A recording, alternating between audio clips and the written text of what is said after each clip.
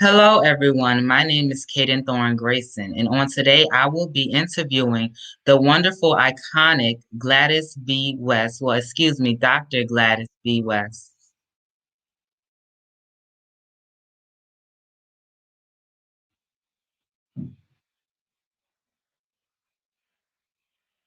So I will go ahead and add her onto the stream, and I thank you for everything that you do, Dr. West.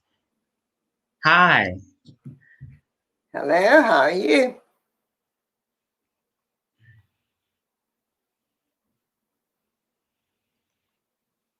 Say it again.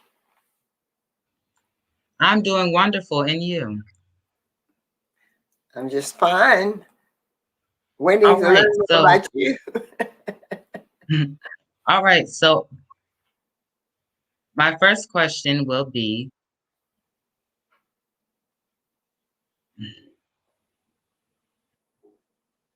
So the first question will be, could you tell us about your earlier life pre-high school graduation? Oh yes, I'll be glad to. That's a pretty long span. I went to public school in Dinwiddie, Virginia. I don't know exactly where you live, but there's right there in the middle of the county. And we went to a little one-room school on Butterwood Road, not too far from Route 460. And we had to walk to school each day, 3 miles each way, and then come home and take care of our chores. Took care of our chores in the morning before we left, also, such as feeding the animals and all that needed food during the daytime while we were gone, and made sure they had water and so forth. And we met our friends and cousins on the way to school, and so that was fun in a way because we did get a chance to socialize and I guess talk about the surroundings as we went along. We didn't have much playing sports and ready to get there to start playing sports, but we could talk and be friends as we went along, and that was bringing together the family more, the community sort of coming together. Um, then I went to high school, and we had a school bus then. We could ride to school, so it didn't take as long. But we lived probably like 17 miles from school, which it was a long part of your day. But that was a pleasure compared to having to walk that far. So we enjoyed that also. And we had the typical grades and teachers in school and librarians who tried to help us to do research and the things that we needed, but maybe not as rigorous because we were a small school and we were way away from the library, a bigger library. So you couldn't be given a whole lot of assignments where you need libraries when you weren't located near. But anyway, when we grew up, we didn't know anything better. So and that was good. We used it as a family and getting to know each other and visiting and all that. We used, as school included, all of those kind of things. You didn't do a lot of separate going out to play or going to play ball or going to the gym and all that. We didn't have a gym that was close enough to get there unless you did involve family. The father who's always busy working and trying to bring in the money. And that the time we grew up was sort of depressed time uh, during the depression. Most of it was during the depression, I think. And so everything was sort of scarce, and you had to be careful and ration stuff out like sugar and gas and that kind of thing. So all of that made life just like the pandemic is making life different now. That's what that kind of thing did for us when we were growing up. But anyway, and on top of everything, I would think that we had uh, a great time growing up, except that I guess we didn't know how far we had to go to really get out of our condition. That's enough for that, I think. You have some Thank, specific questions. thank you. What would you say motivated you to become a mathematician? Well, I guess I have a lot of motivation, things that motivate me. One thing was that we were poor and we didn't have a lot of money, and we didn't have there at that time. There weren't many job opportunities for blacks or for women also. The job that was most popular was the teaching or preaching and this kind of thing. So, and they didn't get paid an awful lot of money, which is equivalent, similar to today. Maybe we're making more today. Uh, and so when we're trying to decide what to major in high school, well, the teachers always sort of come to you rescue and help you decide uh, what you like best, because by that time you hadn't sort of didn't know much about being already aware of your passion and work on your passion. You weren't doing all that. You just in school and doing the assignments. So anyway, some of the teachers were saying I was uh, pretty studious and I did well in all of my classes. I didn't have any problems. So they want to convince me that since I didn't have any problems with my schoolwork, I should try to major in something that was more difficult than the normal person who didn't have the ability to do it. And that was, you have to sort of weigh it back and forward, I guess, to see what you knew and what you did and how interesting it was and so forth. So anyway, I got interested in math just because they had told me to get interested in it, I guess. And then when I took a geometry class, I was excited about it. I felt like this is something that I can handle, and uh, I did well, and I decided I would major it. And so I did go to college majoring in math uh, back in the 50s. Thank you. There are many challenges that you will face in life.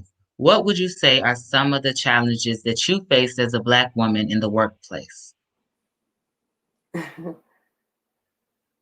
Well, I guess I faced a lot of challenges.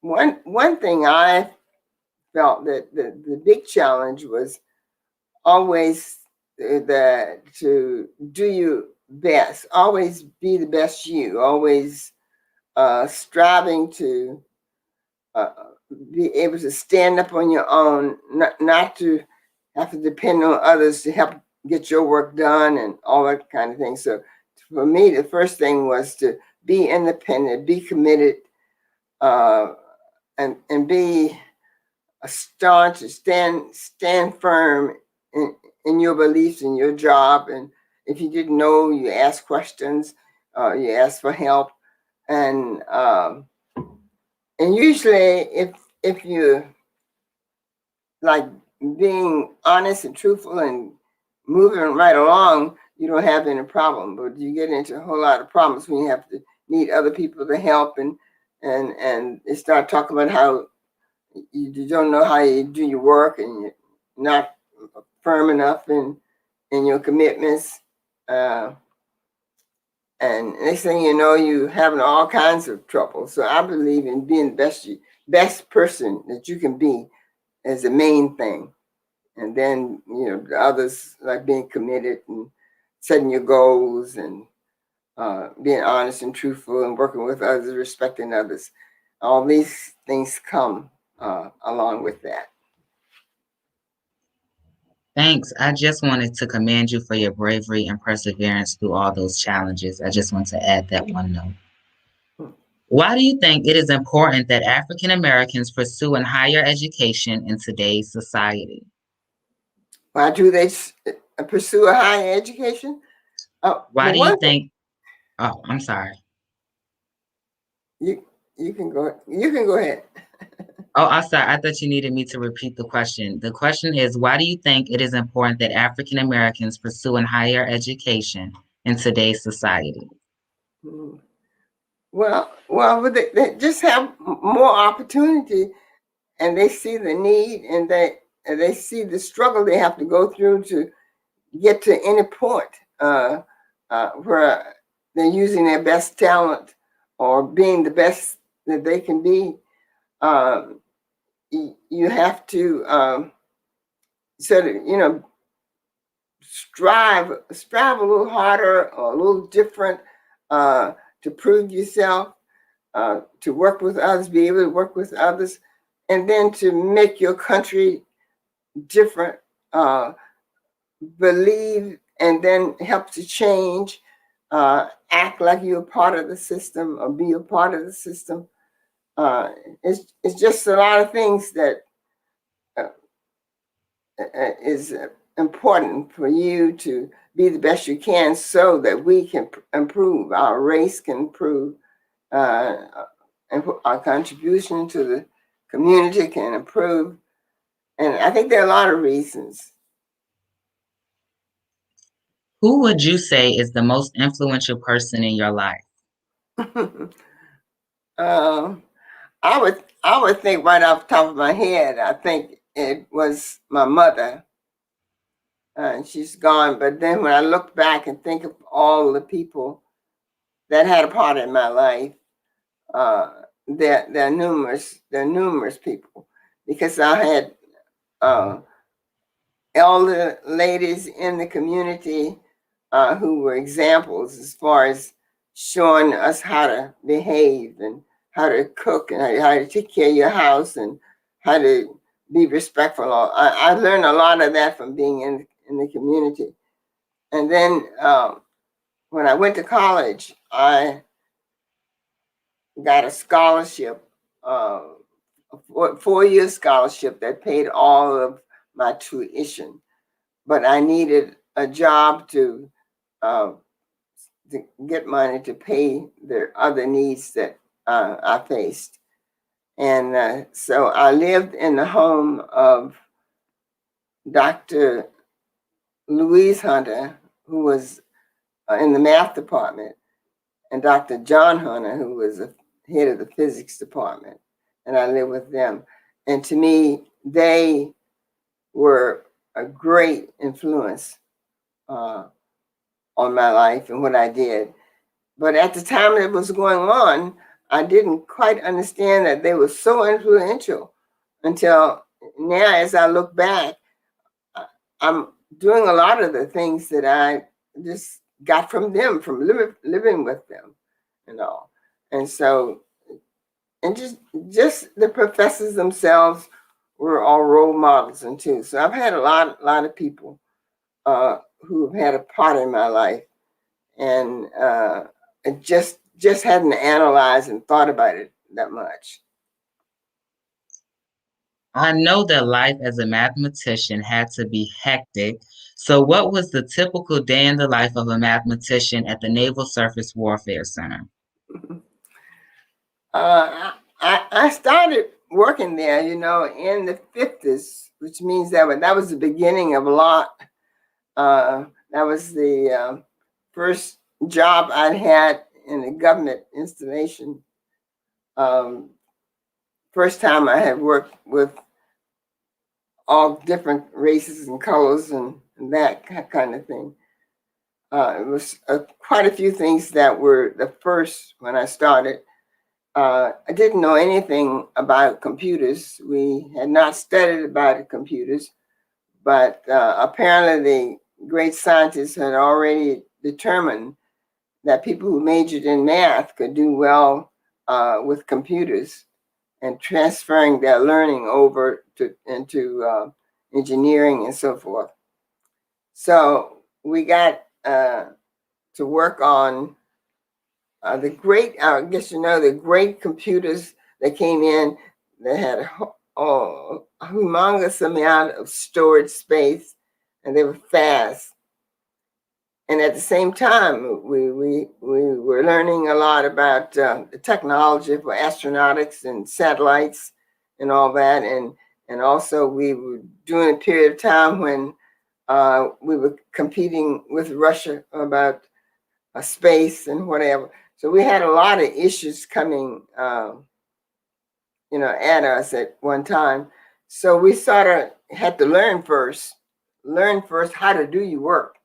Okay, so you come in the morning. I was a programmer, coder kind of person who would come in the morning, and you had this big computer there, and so you had to learn first how to program and code for it. So we had to study and do that for a while. We had new people coming in, and then we would check your work out. You'd be programming and coding scientific equations, and you had to check them out, make sure you coded them right by using the computer. And you had to send your work down to the computer, get it back, see what kind of mistakes you had made, correct those, and send it back. And finally, when you finish, you can turn it into the top project manager who were working on it. So it was a full-time day in that you sort of sent something to the computer and then evaluate it and see what you did wrong. And then the next day you start doing that all over again. And then as problems got bigger, you got smarter, you got larger size programs and all. So it was a busy day. How long did you work as a mathematician, and what were some of the biggest changes that you saw over time? Well, I started there in 56 and I retired in 98. So I was there quite a few years. And if you're in the computer area, one of the fastest moving kind of things are having to change computers. So we were changing computers every 4 or 5 years. We changed computers. So we had a lot of new computers coming in, and you had to grow to keep up. I mean, that was pretty fortunate. You don't want to be stagnant anyway. And let me see. Was something else you asked me? I think you answered both of my questions. Okay. So I know that education was a big and huge important factor in your life. And so I Yeah. asked you, why did you decide to get a PhD after you had already retired? Yeah. Quite a few people have been asking me that, but I guess I didn't explain it very well because I didn't decide to get it after I had retired. I didn't decide. What I always did, and my personality was that I was always busy doing something and always had some goals set, always meeting them and setting new ones. So uh, all in my mind, I was aware of that PhD, many years before anybody else knew anything about it. So I've been taking courses and whatever. Every time that I had a vacant time to just have a little space to work on something else. Um, so when I finished, when I retired, I should say, I did all the coursework for my PhD before I decided to retire.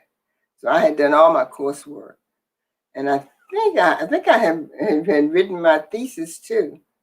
So I was a long ways ahead, and then I had to apply for for the doctoral uh, degree after I had already completed all the coursework. So I didn't have as much work to do as it sounds like I did. And so I always had something to do. I always kept busy, always working working on something else. So that was just part of my life and part of the way I handle things. Well, that's great, and I'm glad that you received your PhD. You rightfully deserved it. So life is full of lessons, and could you please tell me the 5 most important life lessons that you have learned? I can tell you a few that I have learned. Uh, one thing to me is that you never sort of is in as bad a position as you think you are. You always think you're in a bad position and all. But I feel that you should always know what you want to do, what you striving to do, whether or not you like it, how difficult it is. Prepare yourself for that. So find your passion, the thing that you're interested in, and also as far as the mentor sort of ship too. Sometimes you have to find somebody to sort of help you, direct you in the direction you want to go. For example, STEM now is a new area that people are uh, developing and becoming more enlightened in. And I think you should attend any kind of special programs and uh, events that are set up with STEM ideas to give you a better understanding of STEM. Um, I guess this, I don't know if I said set your goals, make sure you set your goals, make sure you're doing your work, make sure you're doing the best that you can do. And always try to help others, bring others along with you. And at the same time, being a role model for others as well as, wanting other people to be a role model for you. Um, well, I guess maybe and being your best, be your best self at all times. I think maybe that's enough of fiber. If that satisfy you. That was great. How would you like to be remembered? Well, I I I I can tell you now that I am turning my interests and concerns toward younger people who are following me and so forth. So I like to remember someone who cares about what's going on in their family, in the world, uh, concerned about others, helping others to grow and profit by what I have accomplished and learned. Um, I'm just sort of seeing that it's more important to prepare the young people to come and take over the reign uh, when you're getting older and can't do, not can't do but so much and all, and it, just be the best you can and treat others with decency and live your life. My last question, but certainly not least, is do you consider yourself to be a Black history icon? Really, no, I don't, and I am happy and pleased that I have been recognized at this point in my life, and that someone thinks that what I've done is important. And as I think about it myself, I know that it's important. But at the same time, you can't get stuck on that you've done something important. You got to see what it is that I can do now to make life better, and sort of forget about what you have done, but just keep striving to do something else. And uh, even though that I am pleased that I've been recognized for what I've done, and And I do feel that I deserve it. I feel like that I really dedicated my life to helping the world and helping others and raising a family and doing all that. I tried to do all the right things that would take me uh, upward, and I think that has occurred. Thank you so much. And that will conclude the questioning. And I definitely wanted to tell you that you do deserve all of this recognition. And no matter what, you will go down in history as a Black history icon. You have paved the way for many African Americans, including myself. So I just wanted to thank you for that. Do you have any words that you would like to give to the audience? Uh, uh, oh, I was wanting to ask you some questions. Oh, wonderful. Yes. uh, how old are you? I am 13 years old. Mhm. Okay, that'll be enough for right now. Thank you very Thank you. So also to the audience, I wanted to say the reason that I chose to do an interview with her, it will correlate with my history marker. So Virginia is having a contest for Black History Month, and it is for history markers. And you can put in a submission to have someone of your choice who is an icon in Black history from Virginia to be put on a marker.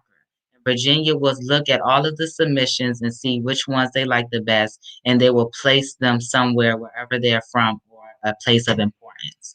And I just wanted to go ahead and share that link with the members of the audience. And you can go ahead and send in your submissions to Virginia and definitely support our Black history icons and send in a submission.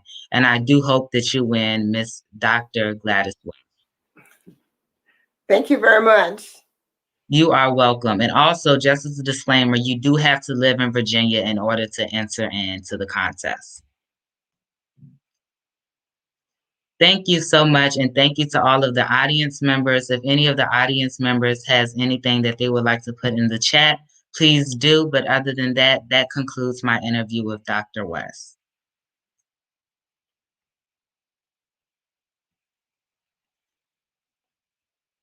Thank you so much. And thank you to all of the audience members.